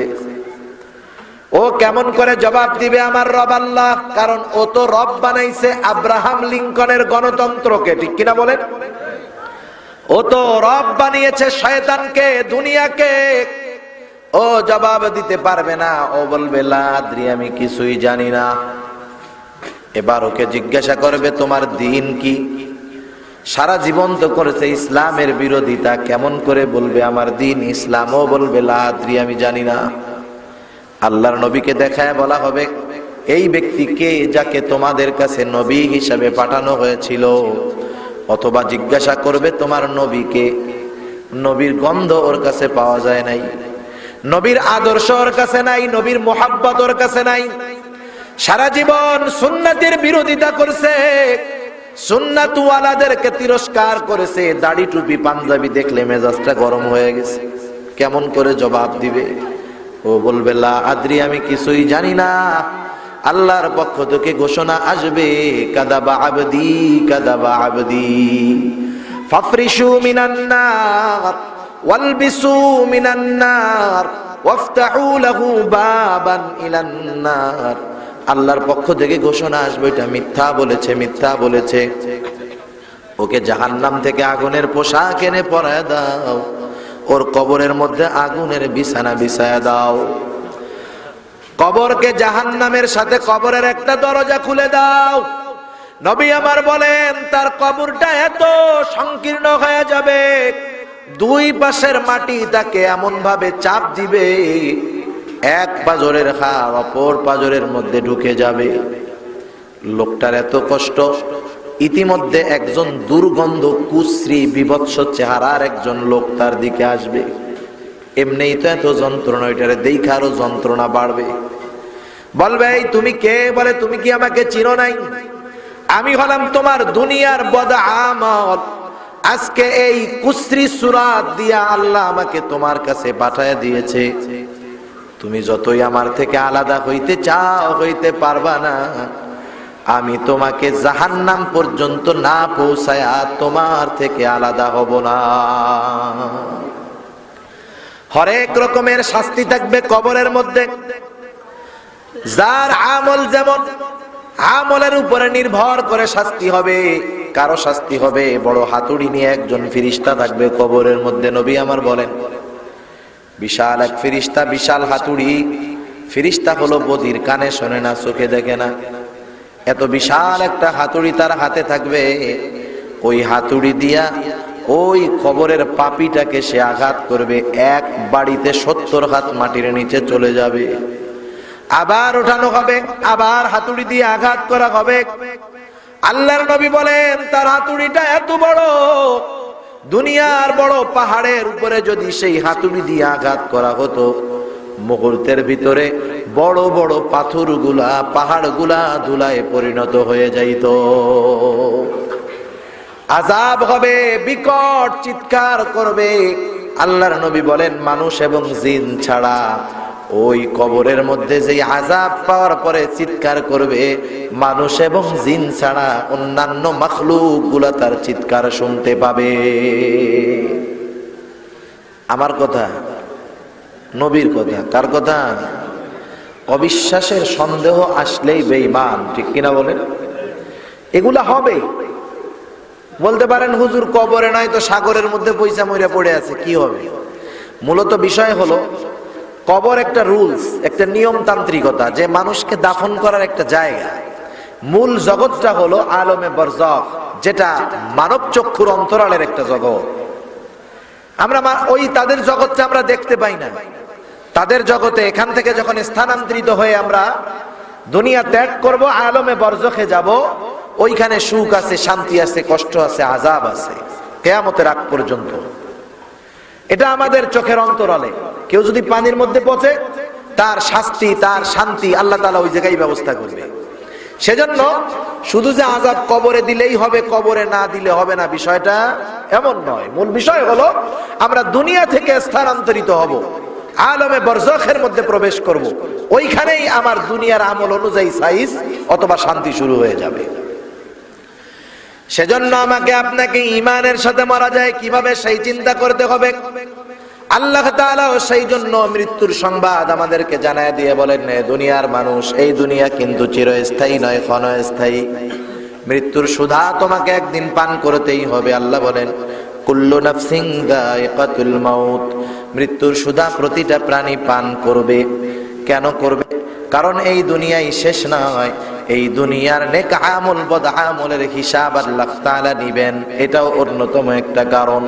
আল্লাহ তাআলা এবার বলেন, ওয়া ইন্নামা তুওয়াফাউনা উজুরাকুম ইয়াউমাল কিয়ামাহ, কিয়ামতের দিন দুনিয়ায় যে আমল করেছো তার পরিপূর্ণ প্রতিদান দেওয়া হবে। নেক আমল করলেও প্রতিদান পাইবা, বদ আমল করলেও প্রতিদান পাইবা। এই প্রতিদান দেওয়ার জন্য যেই পদ্ধতি দুনিয়া থেকে যাওয়ার, সেটা হলো প্রথম মরণ। ওয়া ইন্নামা তুওয়াফাউনা উজুরাকুম ইয়াউমাল কিয়ামাহ, কিয়ামতের দিন তোমার আমলের পরিপূর্ণ প্রতিদান দেওয়া হবে। সেই দিন যেই লোকটা ফামান যুহজিহা আনিন নার ওয়া উদখিলাল জান্নাতা ফাকাদ ফাজ, যে সেই দিন জাহান্নাম থেকে বেঁচে জান্নাতে প্রবেশ করবে, আল্লাহ বলেন সে সফল হবে। আল্লাহর ভাষায় আমরা সফল হতে চাই না? কারা চাই? একটু হাত উঁচা করি তো, নারায়ে তাকবীর, মাশাআল্লাহ, হাত নামান। সফল হতে হবে, আল্লাহ যেটা সফল বলছে। দুনিয়ার টাকা পয়সা গাড়ি বাড়ি এটা সফলতা নাকি জাহান্নাম থেকে বেঁচে জান্নাতে যাওয়া সফলতা? জান্নাতে যাওয়া সফলতা। আর আল্লাহর নবী বলেন, কবর হলো প্রথম ঘাঁটি। যার কবরের বিষয়গুলা সহজ হইল, বাকি ঘাটিগুলা তার অটোমেটিক সহজ হয়ে যাবে। সুবহানাল্লাহ। যখন চেকপোস্ট হয়, চেকপোস্ট এক রোডে মনে করেন 5টা চেকপোস্ট আছে, 5টা চেকপোস্ট, প্রথম চেকপোস্ট থেকে যে ছাড়া পায়, দ্বিতীয় চেকপোস্ট তার জন্য সহজ হয়। কারণ হলো কি, দ্বিতীয় চেকপোস্টওয়ালা চিন্তা করে প্রথম চেকপোস্টওয়ালা তো চেক করছে, যদি ভালো না হইতো ছাড়তো নাকি, ও একটু হালকা পাতলা চেক করে ছেড়ে দেয়। কবর হলো আখিরাতের প্রথম ঘাঁটি, সেজন্য কবরের চিন্তা বেশি বেশি করার দরকার। সাহাবারা পর্যন্ত কবরের চিন্তা করে কান্না করতেন। হযরত ওসমান রাদিয়াল্লাহু তাআলা আনহু জান্নাতের সুসংবাদ প্রাপ্ত একজন সাহাবী, ঠিক কি না? শুধু তাই নয়, রাসূলুল্লাহ সাল্লাল্লাহু আলাইহি ওয়াসাল্লাম তার নিজ 2টা কন্যা হযরত ওসমান রাদিয়াল্লাহু তাআলা আনহুর সাথে বিবাহ দিয়েছেন। প্রথম মেয়েটা মারা গেল, দ্বিতীয় আরেকটা মেয়ে বিবাহ দিলেন। এবার দ্বিতীয় মেয়েটাও যখন মারা গেল, নবী আমার বলেন, ওসমান, আমার তো আর কোনো কন্যা নাই, আমার যদি আরো একটা মেয়ে থাকতো সেটাকেও আমি তোমার সাথে বিবাহ দিতাম। এই হযরত ওসমান রাদিয়াল্লাহু তাআলা আনহুর ব্যাপারে নবী একটি ঘটনাকে কেন্দ্র করে বলেন, ওসমান আল্লাহর জান্নাত কিনে নিয়েছে। মুসলমানেরা যখন মক্কা থেকে মদিনায় হিজরত করে গেল, আজকের দিনের মতো আরব দেশে পানি এত সহজে পাওয়া যাইত না। বিশাল দীর্ঘ কূপ খনন করা হতো, আবার সব কুয়ার মধ্য থেকে মিষ্টি পানি উঠতো না, কৃষি উঠতো লবণাক্ত। মক্কা থেকে মদিনায় যখন মুসলমানেরা গেল, মদিনার মধ্যে হলো আহলে কিতাবদের বসবাস, ইহুদি খ্রিস্টানেরা। বছরের পর বছর, যুগের পর যুগ ইহুদিরা অপেক্ষা করতেছে যে শেষ নবী তাদের বংশ থেকে আসবে, তাদের বড় আশা। যখন দেখলো শেষ নবী তাদের বংশ থেকে আসে নাই, এবার নবী এবং উম্মত, ওই নবীর উম্মতদের উপরে তাদের হিংসা ছিল চূড়ান্ত। দেখতে পারতো না নবীকে, নবীর উম্মতদেরকে। যখন মক্কা থেকে মদিনায় আসছে মুসলমান, মদিনার মধ্যে সব কুয়ার পানি পানের উপযুক্ত নয়। একটা পানি ছিল কুয়ার পানি, যার পানিটা ছিল মিষ্টি সুপেয়, কিন্তু কুয়ার মালিক হলো ইহুদি। মুসলমানদেরকে ঠিক মতো পানি দেয় না, কুয়ার ঢাকনাটা আটকায় রাখে, পানির কষ্ট। রাসূলুল্লাহ সাল্লাল্লাহু আলাইহি ওয়াসাল্লামের কাছে বলা হলো, ইয়া রাসূলুল্লাহ, ইহুদি তো আমাদেরকে ঠিক মতো পানি দেয় না, পানির কষ্টে আছে মুসলমানেরা। নবী আমার বলেন, তোমাদের মধ্যে কে আছো ইহুদির থেকে কুয়াটা কিনে মুসলমানদের পানির কষ্টটা দূর করে দিবা? আল্লাহর নবীর সাহাবী নবীর সামনে যারা ছিল এদের মতো আশেক দুনিয়ায় আর আছে? আসবে? ওনারা তো ওনাদের সম্পদ, জীবন সব কিছু কুরবান করার জন্য তৈয়ার থাকতেন। সবাই তৈয়ার ইহুদির থেকে কুয়া কিনব। ইহুদির কাছেও খবর গেছে যে মুসলমানদের পক্ষ থেকে, মুসলমানদের নবীর পক্ষ থেকে ঘোষণা আসছে, ইহুদের থেকে কুয়া কিনে দাও, পানির কষ্ট দূর করে দাও। ইহুদি চিন্তা করছে ওদের নবী যেহেতু বলছে 10 টাকার মাল 100 টাকাও চাওয়া যাবে, কোনো অসুবিধা নেই। মানুষেরা গেছে, অনেকে টাকা নিয়ে গেছে, চিন্তা করছে কুয়ার দাম আর কত হবে, নয় 5000 টাকা, ও নিয়ে গেছে 10,000। ইহুদি বলে কুয়ার দাম 1 লাখ। বলেন তো 5000 টাকার জিনিস যদি 1 লাখ টাকা চায়, কয়জন কিনতে পারবে? সম্ভব নাকি? অনেকজনে ফিরে আসছে, কিনতে পারে না। হযরত ওসমান রাদিয়াল্লাহু তাআলা আনহুর কাছে খবর গেছে। হযরত ওসমান রাদিয়াল্লাহু তাআলা আনহু চলে গেছে ইহুদির কাছে, গিয়ে বলে, ইহুদি কুয়াটা বেচবা নাকি? বলে বেচবো। কত বেচবা? দাম যা 100 গুণ বেশি চায় বইসা আছে। হযরত ওসমান রাদিয়াল্লাহু তাআলা আনহু বলে, যা, ওই টাকা দিয়েই কিনে নিলাম। ইহুদি তো অবাক হয়ে গেছে, বলে কি? কুয়া ক্রয় বিক্রয় হয়ে গেল। হযরত ওসমান রাদিয়াল্লাহু তাআলা আনহু বলে, ও ইহুদি, এই দাম কেন? তুমি যদি আমার সব সম্পদ চাইতা, এই কুয়ার বিনিময়ে তোমার থেকে আমি কুয়া কেনার জন্য আমার সব সম্পদ তোমাকে দিয়ে দিতাম। মুসলমানদের পানির কষ্ট দূর হয়ে গেল। আল্লাহর নবীর কাছে খবর দেওয়া হলো, ইয়া রাসূলুল্লাহ, মুসলমানদের পানির কষ্ট দূর হয়ে গেছে। কুয়ার মালিক এখন মুসলমানেরা। বলে, কে কিনলো কুয়া? বলে হযরত ওসমান কুয়া কিনে দিয়েছে। শুধু কিনে নাই, এই কুয়াটা কিনে দেওয়ার পর এই কুয়াটা সে মুসলমানদের জন্য ওপেন করে দিয়েছে, মুসলমানদের জন্য উন্মুক্ত, কোনো বাধা নাই পানি নেওয়ায়। রাসূলুল্লাহ সাল্লাল্লাহু আলাইহি ওয়াসাল্লাম বলেন, শোনো, উসমান তো কুয়া কিনে নাই, উসমান এই কুয়াটা ইহুদির কাছে কেনার মাধ্যমে আল্লাহর কাছ থেকে আল্লাহর জান্নাত কিনে নিয়েছে। যার ব্যাপারে এমন ঘোষণা, যার ব্যাপারে আল্লাহর নবীর ঘোষণা উসমান জান্নাতি, সেই উসমান যখন কবরের পাশে আসতেন কান্না করতেন। মানুষেরা জিজ্ঞাসা করত, উসমান আপনি কান্না কেন করেন? আল্লাহর নবী তো আপনার ব্যাপারে জান্নাতের সুসংবাদ দিয়েছে। হযরত ওসমান রাদিয়াল্লাহু তাআলা আনহু বলতেন, শোনো, জান্নাতের সুসংবাদ দিয়েছে ঠিক, কিন্তু কবরে যে আমার আযাব হবে না, কবরের ব্যাপারে তো আমার নবী আমাকে কোনো গ্যারান্টি দেন নাই। সেই কবরে আমাদের যেতে হবে তো, কি বলেন? যাইতে হবে না? এটার প্রস্তুতি আগে নিতে হবে, জীবনকে সাজাতে হবে, জানি কবর আমার জান্নাতের বাগান হয়। আল্লাহর নবী বলেন, এই কবর এটা কারো জন্য জান্নাতের বাগান, কারো জন্য জাহান্নামের একটা গর্ত। আল্লাহ তাআলা আমাদের সবাইকে নেক আমল করে কবরগুলাকে জান্নাতের বাগান জানি হয়, এরকম নেক আমল করার তৌফিক আল্লাহ তাআলা দান করুন। সকলে বলি আমিন।